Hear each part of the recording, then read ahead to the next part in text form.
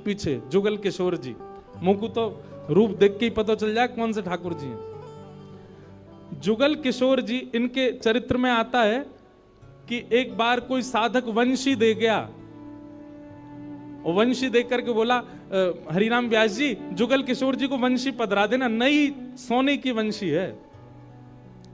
तो आपने श्रृंगार करके जैसे ही वंशी ठाकुर जी के हाथ ऐसे ही रहते हैं, तो वंशी पोली उसमें जैसे ही प्रवेश कराई, ठाकुर जी के हाथ का जो छिद्र है वो छोटा पड़ गया, वंशी बड़ी, लेकिन ज्यादा बड़ी नहीं, नेक बड़ी, नेक। तो व्यास जी ने थोड़ा श्रम किया, थोड़ा जोर लगाया कि वंशी कैसे वो भीतर जाए। तो जैसे ही जोर लगाया, ठाकुर जी का हाथ छिल गया और वहां से रक्त निकलने लगा, श्री जुगल किशोर जी के। हरिराम व्यास जी ने जैसे ही रक्त देखा, मूर्छित होकर गिर पड़े वहीं पर।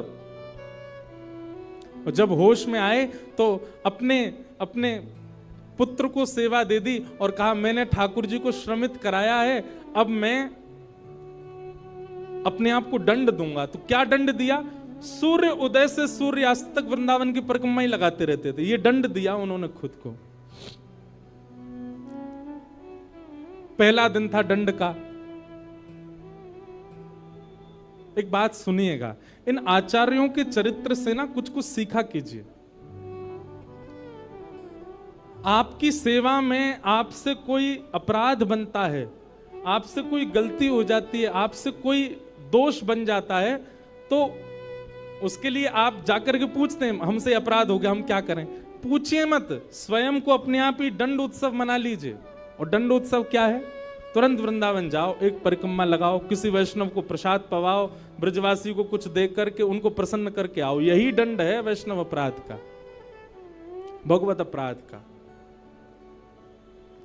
तो श्री हरिराम व्यास जी वृंदावन में भ्रमण करते रहे, परिक्रमा लगाते रहे। परिक्रमा करके रात्रि में जैसे ही लौट करके आए, बहुत सावधानी से सुनो, तो शयन का दर्शन करने जब गए, तो शयन के दर्शन में आपने क्या देखा कि जुगल किशोर जी ने स्वर्ण की वंशी धारण कर रखी, वही वंशी जो सुबह वो पधराना चाह रहे थे। उन्होंने अपने पुत्र को बुलाया, पुत्र को बुला के बोले, ये वंशी सुबह ठाकुर जी के हाथ में नहीं आ रही थी, अभी कैसे धारण हो गई?